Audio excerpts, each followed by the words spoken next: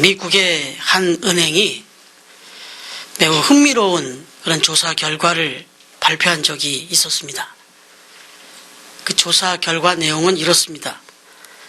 국민의 절대 다수가 지옥이 있다는 것을 믿는 나라가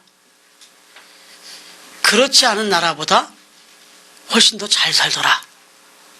이런 보고서였습니다. 단순히 경제적으로 잘 사는 수준을 넘어서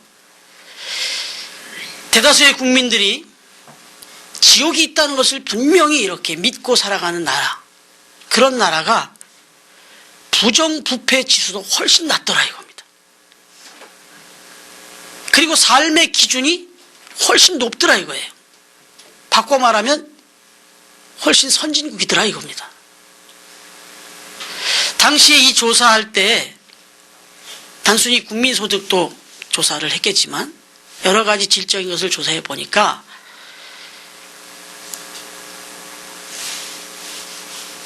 지옥이 있다고 믿는 국민들의 그 퍼센트가 단연 미국이 1등이었다고 그래요. 그런데 그 당시 미국의 국민 소득도 역시 전 세계 1위였다 이거죠. 결과론적으로 이걸 조사했다, 결과를 발표했다 이렇게 볼 수도 있겠지만 상당 부분 공감이 가는 내용입니다. 그러면서 조금은 이게 눈조를 달았다면 그러면 지옥의 존재를 믿지 않고 살아가는 사람들이 왜 삶의 질이, 부정부패가 그리고 경제적 수준이 떨어질 수밖에 없느냐. 그 사람들은 그 지옥이라고 하는 개념, 이 생에서의 삶에 대한 평가, 즉 심판에 대한 두려움이 없기 때문에, 그런 개념이 없기 때문에 이 세상이 전부라고 생각하고 산다 이거죠. 그래서 이 세상에 집착하고 산다는 거죠.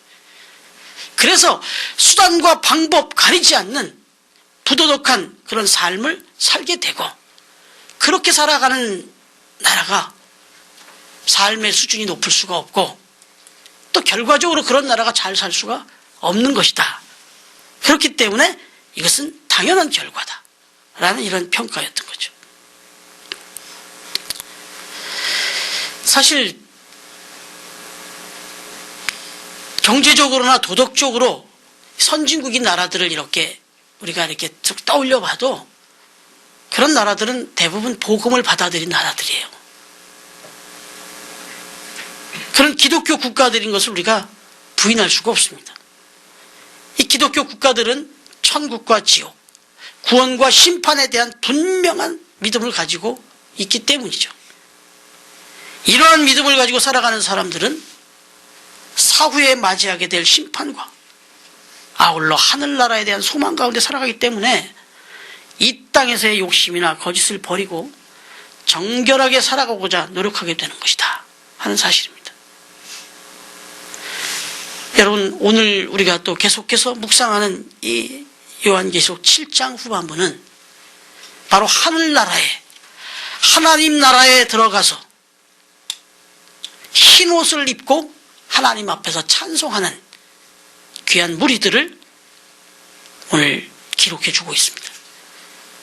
여러분, 오늘 본문에 보면 사도 요한은 환상 가운데서 천국을 보고 있는데 12장로 중에 한 사람이 요한에게 묻습니다. 13절에 보니까 이 흰 옷을 입은 자들이 누구며 또 어디서 왔느냐라고 이렇게 물었어요. 그때 요한이 대답하죠. 내 주여 당신이 아시지 않습니까? 이렇게 물어요. 내가 어찌 그것을 알 수 있겠습니까? 라는 이런 겸허한 표현일 수도 있고, 잘 알고 계시지 않느냐, 이런 또 반문이기도 합니다.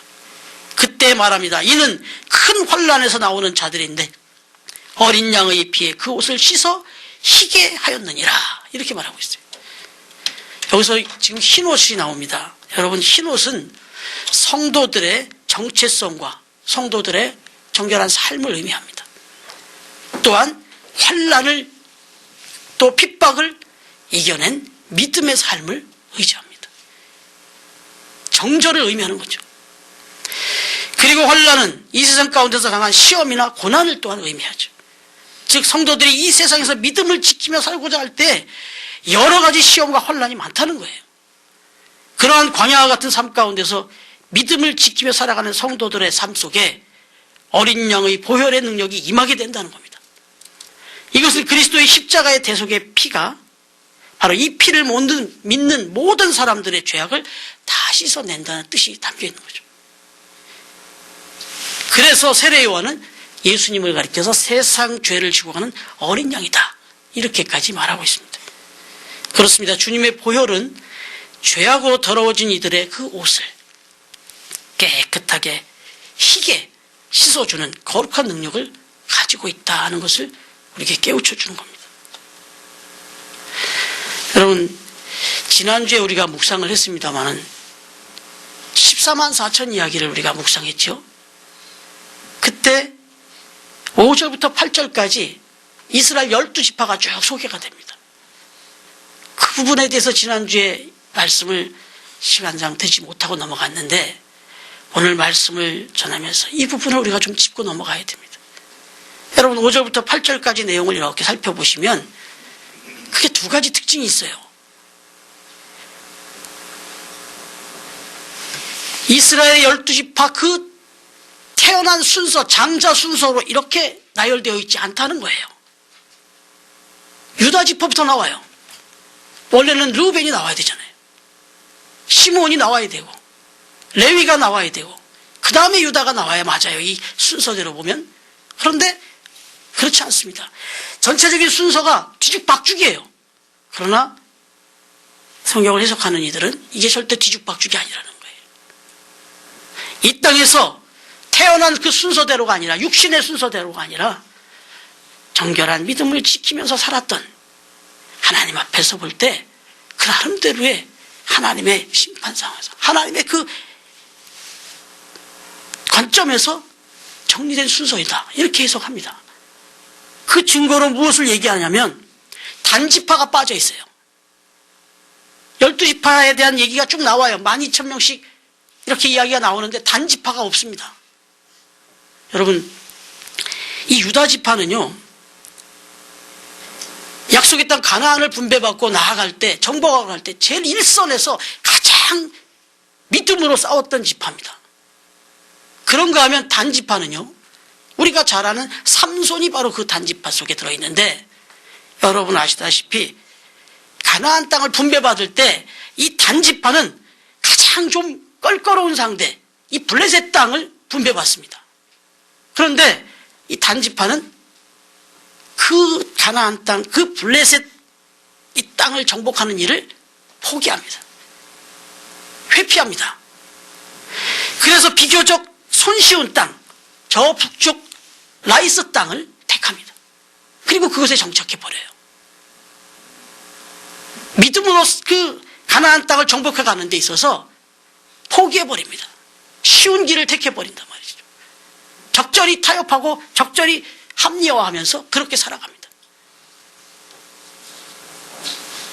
쉬운 표현으로 불순종과 변질이에요. 변절이에요.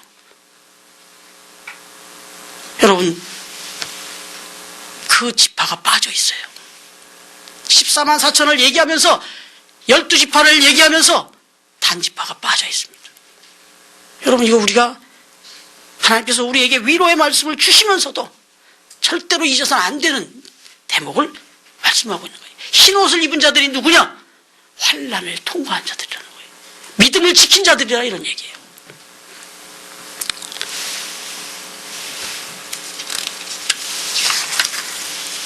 여러분, 이 세상을 살아가면서 우리가 믿음으로 살아간다 할 때 전혀 죄가 없이 깨끗하게 정결하게 살아갈 수 있다는 말은 아닙니다. 우리가 흰 옷을 입은 주의 백성으로 살아갈 때 절대로 이 더럽혀지지 않고 깨끗한 옷을 그대로 유지하면서 살아갈 수 있고, 그렇게 하나님의 나라에 들어갈 수 있다는 얘기가 아닙니다. 우리의 옷은 이 땅을 살아가는 동안, 특히 이 죄악이 관영한 세상을 살아가는 동안, 오늘 장로님도 기도해 주셨지만 우리가 이건 피할 수 없는 더러움이 있다는 거예요. 묻게 되어 있다는 겁니다. 여러분, 어느 동네 주부들 몇 사람이 탄광을 견학하게 되었다고 그래요. 탄광을 견학하러 갔는데 거기에 좀 맞는 옷을 입었어야 되는데 한 주부가 멋을 냈어요. 그래서 흰 브라우스를 입고 갔습니다.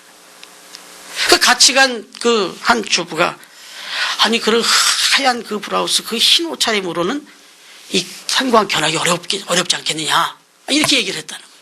그랬더니 이 주부가 그 안내자에게 묻는 거예요. 아니 흰 옷을 입고는 이 갱 안에 들어갈 수가 없는 것입니까? 라고 이렇게 물었다는 거죠. 그랬더니 그 안내하는 사람이 아닙니다. 얼마든지 들어가실 수 있습니다. 당신이 흰 옷을 입고 이 탄광 안에 들어가는데 방해될 것은 하나도 없습니다. 그런데 당신이 그 흰 옷을 입은 그 상태로 깨끗하게 다시 이 바깥으로 나오는 데는 엄청난 많은 방해들이 있을 것입니다. 이렇게 얘기했다는 거예요. 여러분 이게 무슨 말이겠어요? 우리가 하나님을 믿는 하나님의 백성으로서 얼마든지 이 세상에 우리가 나가 살아갈 수 있어요. 그렇지만 이 세상에서 살아가는 동안 하나님의 백성으로서 거룩함을 지키고 깨끗하게 그렇게 하나님의 나라로 들어갈 수 있는 사람은 아무도 없다는 거예요. 그래서 어린 양의 보혈에 이 씻음이 있어야 된다는 거죠. 여러분 우리의 옷이 희고 깨끗하도록 주님의 보혈과 은혜로 깨끗하게 씻음을 받는 작업이 반드시 필요하다는 거죠. 여러분 이 작업을 하는 날이 어떤 날일까요? 바로 오늘 이 주일입니다. 바로 이 예배는 바로 그런 작업이에요. 그런 의미가 담겨 있어요. 예전에 말씀드린 대로 이재철 목사님 교회를 주유소에 비유했지 않습니까? 저는 거기에 하나 더 붙여서 주유소는 단순히 연료를 주유받고 능력을 공급받는 것 이상으로 세차하는 기능이 요즘 있지 않느냐 말씀드렸죠. 우리가 오늘 이 아침에 주의 전에 나와서 하나님의 말씀으로 능력을 덧입고 나가는 것 중요합니다. 그런데 또 한 가지 그 전에 먼저 해야 될 일은 더럽혀진 우리의 마음과 우리의 삶을 씻는 작업이 반드시 필요하다. 이것은 주님 앞에 서는 날까지 계속 되어져야 되는 거예요. 여러분 어떠신지 모르겠습니다만은 저 개인적으로는 머리를 매일 감습니다. 그러다 보면 하루만 안 감으면 너무 머리가 아주 불쾌하고 찝찝합니다. 벌써 머릿결이 달라요. 벌써 뭐 손에 만져지는 느낌도 다르고 아주 불편합니다. 여러분 우리에게 주어진 이 예배 시간들 그리고 이 주일 우리가 결코 소홀히 할 수 없는 것은 우리의 더럽혀진 이 죄악 이거 씻어야 됩니다. 깨끗이 씻는 작업을 계속해야 돼요. 자동차도 마찬가지입니다. 그때 깨끗해도 또 닦고 깨끗해도 또 닦지 않은 빛을 잃지 않습니다.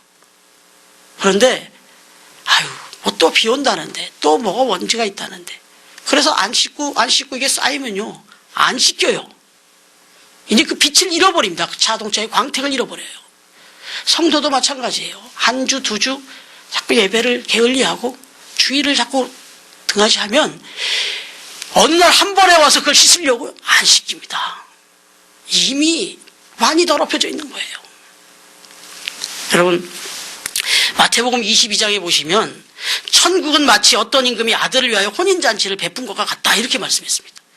그런데 이 왕이 살찐소와 갖가지 좋은 음식을 장만하고 초청장을 보내요. 초청의 자격은 신분, 고하, 남녀노소 누구든지입니다. 그렇게 초대를 하는데 여러분 초대장을 받은 자들이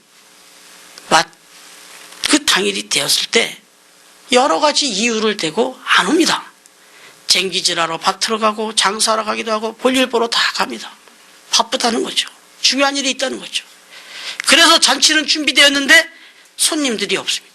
그래서 다시 한번 왕은 거리로 하인들을 내보내서 아무나 데려오라. 누구든지 들어오게 하라. 잔치로 초대하라고 했어요. 그래서 온 많은 사람들이 이 잔치에 가득하게 참석하게 됐단 말이죠. 그럼 누구나 들어오라 그러고 마음껏 와라고 했으면 될 것 같은데 그 신분이나 어떤 남녀노소의 이런 조건은 아무것도 없었어요.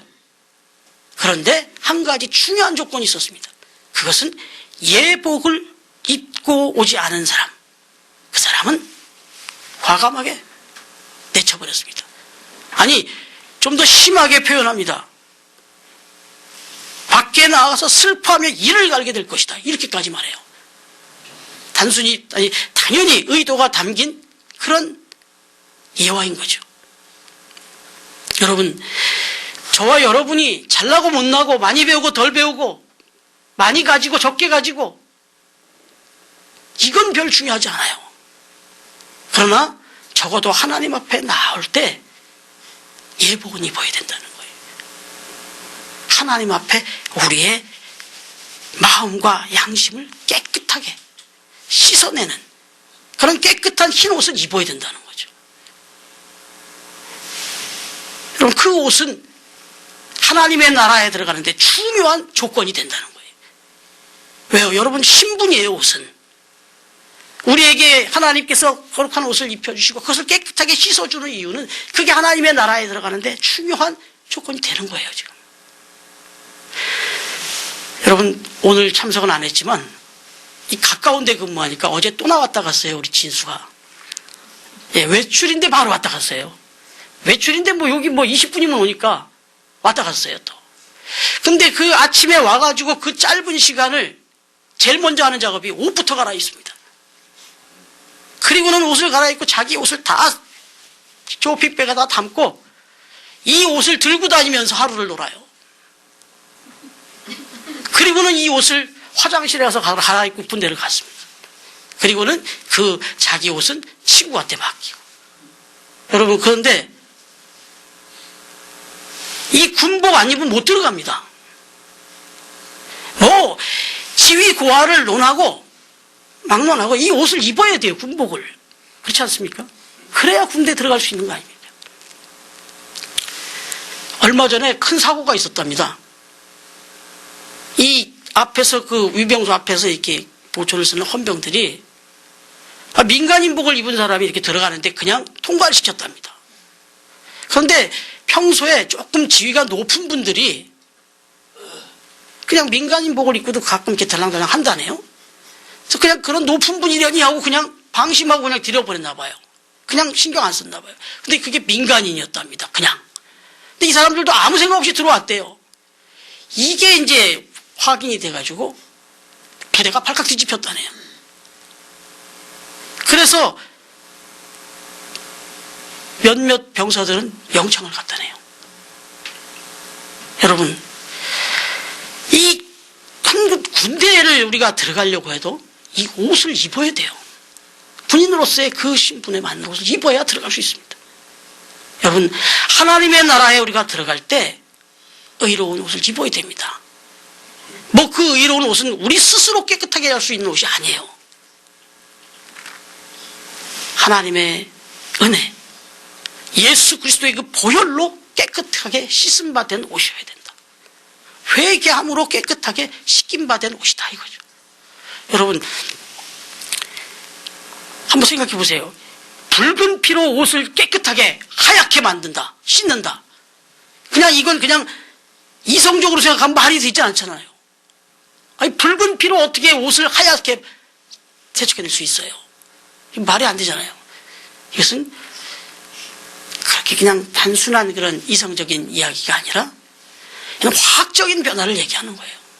완벽한 변화를 얘기하는 거예요. 보이지 않는 때까지 싹 뺏어내는 거예요. 요즘 세탁 세제들 보면 아주 강력한 세제들이 많잖아요. 그런 떨럭떨럭한 그런 세제들이 들어가서 그 빨래를 아주 희게 만들어내잖아요. 그건 속때까지 다 빼내기 때문에 그렇게 되는 거 아닙니까? 예수 그리스도의 보혈로 우리의 이 옷을 희게 한다는 것은 우리의 내면까지 들어가서 우리 내면 속에 있는 죄악된 모든 생각과 마음들을 다 깨끗이 씻어내는 것을 말합니다. 다시 말하면 우리의 양심과 우리의 마음과 우리 믿음을 다 주님 앞에 내어놓고 용서받는 것을 의미하는 것입니다. 여러분, 그렇습니다. 예복을 입지 않고는 하늘의 혼인잔치에 참여할 수가 없다. 바로 그 예복을 입은 자들, 그 깨끗한 흰 옷을 입어야만 들어갈 수 있다. 바로 우리가 그런 옷을 입어야 되는 사람들이다. 그런 옷을 입고 주님 앞에 서게 될 사람들이 바로 우리다 하는 겁니다. 여러분, 우리가 이렇게 예배를 드리는 동안 우리는 우리의 영혼을 깨끗이 하는 작업을 하게 됩니다. 어떻게 해요? 어떤 재료로 이 깨끗한 작업이 이루어지는가? 하나님의 말씀으로, 또 우리가 기도로, 그리고 또 찬양으로 우리의 마음과 영혼을 맑게 깨끗하게 희게 하는 그런 작업을 하게 된다 하는 것입니다. 여러분, 그래서 이사야서 1장 18절에 보면 이렇게 말씀합니다. 여호와께서 말씀하시되 오라 우리가 서로 변론하자. 너희의 죄가 주홍 같을지라도 눈과 같이 희어질 것이요 진홍같이 붉을지라도 양털같이 희게 되리라 그랬어요. 오라는 거예요. 이 시간에 주님의 부르심을 받고 그 콜링 앞에 찾아온 저와 여러분, 바로 이 어린 양 보혈의 능력이 이 시간 임해서 저와 여러분이 알게 모르게 더러워진 우리의 마음속 양심과 신앙과 그 영혼이 정말 눈과 같이 희기어지는 그런 은혜가 임하기를 축원합니다. 여러분, 오늘 이 흰옷을 입은 사람들이 이제 수동적으로 그렇게 우리의 몸을 그렇게 깨끗하게 하고 그런 노력을 하는 부분이 있었다면, 또 이제 마땅히 또 보여주는 자세가 있는데, 오늘 요한이 보니까 각 나라와 족속 가운데서 무수한 사람들이 흰옷을 입고 나오는 것이 보였다는 거예요. 그런데 이 흰옷을 입는 거룩한 행렬이 하나님의 보좌 앞으로 나와가지고 종려가지를 들고 찬양하기 시작합니다. 그런데 그 찬양 소리가 어떻습니까? 아주 웅장했어요. 10절에 보니까 구원하심이 보좌에 앉으신 우리 하나님과 어린 양께 있도다. 이거 복음성가로도 잘 알려진 곡이에요. 비전이라고 하는 찬양이죠. 흰옷을 입은 사람들이 하나님의 나라에 도달해서 처음으로 부른 찬양이에요. 구원하심이, 우리를 구원하심이, 우리를 깨끗게 하심이 보좌에 앉으신 하나님과 어린 양께 있도다. 내 스스로 이걸 깨끗해 할 능력이 없다는 거예요. 오로지 하나님의 능력과 예수 그리스도의 보혈의 은혜로 내가 이렇게 깨끗한 옷을 입고 주 앞에 설 수 있게 되었다. 그러면서 하나님께 영광의 찬양을 돌리고 있는 거죠. 바꿔 말하면 이 죄악된 세상, 온갖 고난과 환난이 가득한 이 세상에서 내가 구원을 받은 것은, 우리가 구원을 받은 것은 오직 어린 양 예수 그리스도의 은혜 때문이다라고 지금 찬양하고 있는 거죠. 여러분, 실제적으로 찬양은요, 우리의 삶 속에서 놀라운 기적들을 행하여 주십니다. 우리가 찬양을 부리는 때 우리의 삶 속에서 놀라운 일들이 벌어져요. 실제적인 예를 하나 말씀드리면, 실화입니다마는 오래전에 승객 200여 명을 태운 영국의 여객선 스텔라호가 암초에 부딪혀서 난파된 적이 있습니다. 아주 거친 파도에 승객들이 탄 구명보트까지도 막 다 삼켜버리고 칠흑 같은 안개에 아주 정말 많은 사람들이 이제 죽음에 처해지는 상황이었는데, 12명의 여성이 탄 한 구명보트가 이제 사선을 넘고 있었습니다. 노도 없이 계속해서 스스로 균형을 유지하면서 한치 앞에 놓여있는 죽음 앞에 맞서야 했던 겁니다. 그런데 그 보트에 아주 유명한 가수 한 명이 타고 있었다는 거예요. 마가렛 윌리엄스라고 하는 여성 가수가 타고 있었다는 거예요. 아주 독실한 크리스찬이었어요. 이 여성이 함께 보트에 탄, 구명보트에 탄 그 나머지 11명 그 사람들에게 외쳤다는 거예요. 공교롭게도 거기 다 여성들만 탔다고 그래요. 아마도 먼저 그렇게 배려를 했는지도 모르겠죠.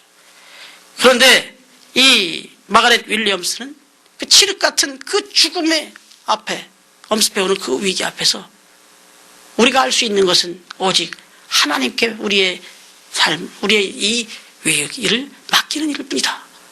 우리가 할 수 있는 것은 믿음이다. 우리 믿음을 다하여 하나님 앞에 찬양하자. 그리고 그 짙은 어둠 속에서 이 12명의 여성들이 찬양을 부르기 시작합니다. 날이 새도록 뭐 날이 새는지 아닌지도 보이지 않도록 그 지극한 어떻게 시간이 흘러가는지 모르는데 계속해서 끊임없이 찬양을 부릅니다. 여러분, 희망을 놓지 않고 믿음을 버리지 않고 끝까지 찬양합니다. 이튿날 아침이 되었다 그래요. 순양함이 생존자들을 찾아 나섰다는 거예요. 그런데 그 짙은 안개 때문에 도저히 뭐 어디에 누가 있는지 뭘 찾을 수가 없었다는 거예요. 그런데 저쪽에서 찬송 소리가 들려오더라는 거죠. 여성들의 찬송 소리가 들려오더라는 거예요. 그래서 그 찬송 소리가 나는 곳을 찾아가서 마침내 이 12명의 여성들은 한 명도 사망하지 않고 모두가 다 후원을 받게 되었다. 이 기록에 남아 있습니다. 여러분, 우리의 삶 속에서 어떠한 환난과 위기가 있을지라도 우리의 삶 속에서 우리의 입술에서 찬양을 끊이지 않아야 할 이유가 여기에 있습니다. 그리고 이 찬양은 이 세상에서 끝나는 것이 아니에요. 기도도 말씀도 어떻게 보면 이 생에서 끝날 수 있는 일일지 몰라요. 주님 앞에 가면 직접 기도도 직접 대화하게 될 테니까. 그런데 찬양은 천국에 가서도 영원토록 하게 될 일이라는 거예요. 바꿔 말하면 그때는 저와 여러분이 우리 모두가 우리 청년들처럼 같이 거룩한 흰 옷을 입고 다 같이 엄청난 연합 찬양대가 돼서 하나님 앞에 영광을 돌리는 날을 맞이하게 될 것이다, 이런 얘기죠. 중요한 것은 우리가 이 찬양할 때 우리의 마음과 영혼이 맑고 깨끗해진다는 사실이에요. 찬양할 때 마귀가 떠나고 문제가 해결되고, 찬양할 때 우리의 마음을 더럽히던 그 근심과 괴롭히던 그 걱정에서 우리가 자유하고 마음의 평안을 얻게 된다는 사실입니다. 날마다 찬송으로 승리하며 살아가시기를 원합니다. 여러분, 마지막으로 하나 더 말씀드립니다. 15절 말씀 보니까 그들이 하나님의 보좌 앞에 있고 또 그의 성전에서 밤낮 하나님을 섬김에 보좌에 앉으시니까 그들 위에 장막을 치시니 그랬습니다. 여러분, 여기 장막이라고 하는 표현 우리가 좀 주의 깊게 봐야 되겠죠. 고린도 후서 5장 1절에 보면 만일 땅에 있는 우리의 장막집이 무너지면 하나님께서 지으신 집, 곧 손으로 지은 것이 아니요 하늘에 있는 영원한 집이 우리에게 있는 줄 아느니라 그랬어요. 이건 고린도서 말씀에서 이 얘기는 우리의 육신의 죽음과 부활을 지금 얘기하고 있는 겁니다. 우리의 이 육신을 바로 장막집으로 봅니다. 이 땅에서의 장막집. 이 장막집이 무너지면, 즉 이 땅에서의 우리의 삶이 다하면 하나님께서 지으신 그 부활의 집, 우리가 입을 영원한 그 부활의 몸, 그런 집을 예비해 두시고 이것은 영원히 사그러지지 않는, 영원히 죽지 않는 그런 집이 우리에게 주어질 것이다. 지금 그 말씀을 오늘 계시록에서 그대로 이루어주고 있어요. 그들 위에 장막을 치시리니 그랬습니다. 우리를 위해서 하나님의 거룩하고 정말 평화롭고 복된 장막집을 우리에게 예비해 주신다 하는 말씀을 지금 약속해 주고 있는 거예요. 그러면서 덧붙여서 16절에 보니까 그들이 다시는 줄이지도 아니하며 목마르지도 아니하고 해나 아무 뜨거운 기운에도 상하지도 아니할 것이다. 여러분, 우리가 지금 6장까지 묵상한 내용이 뭡니까? 줄이고 목마르고 해나 뜨거운 기운에 상함이 될 것이다. 그런 심판의 마지막 때가 너희에게 임할 것이다 라고 말씀하셨고, 지금 우리는 그런 시대를 살고 있잖아요. 그런데 이러한 시대 가운데서도 믿음을 지키고 그리고 거룩한 예복을 입고 하나님 앞에 서게 될 때 이 모든 것들을 다 해결해 주실 것이다. 그리고 17절에 보면 그들의 눈에서 모든 눈물을 씻어 주실 것이라. 바꿔 말하면 우리가 살아가는 이 시대 가운데 참 기쁨으로 살고 싶지만 정말 힘들고 괴롭고 어려운 일들이, 그래서 눈물 지고 한숨 지는 날들이 우리의 삶 속에 있을 수밖에 없다는 거예요. 하나님이 다 아신다는 겁니다. 그러나 그 눈물을, 그 한숨을 다 위로하시고 씻어 주실 것이다라는 거예요. 여러분, 오늘날까지 이 시간까지 이 세상 살아오시면서 여러분 얼마나 많은 시험과 문제들 가운데 고통과 또 괴로움을 겪으셨습니까? 아니, 이 시간에도 겪고 계신 분들이 있습니까? 때로는 돈 때문에, 때로는 가족들 때문에, 자녀, 부모, 남편, 아내, 친지 때문에, 때로는 이웃 때문에 말로 다 못할 사정들로 인해서 한숨 짓고 눈물을 흘린 적이 얼마나 많으셨습니까?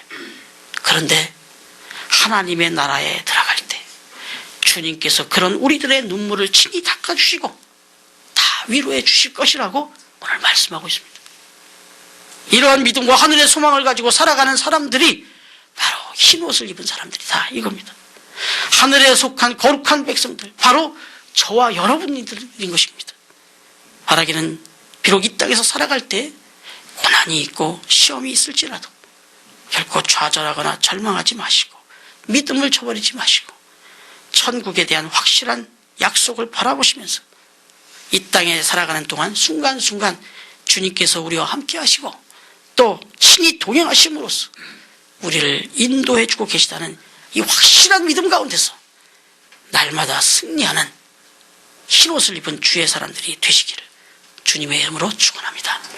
기도드리겠습니다. 하나님 아버지, 감사합니다.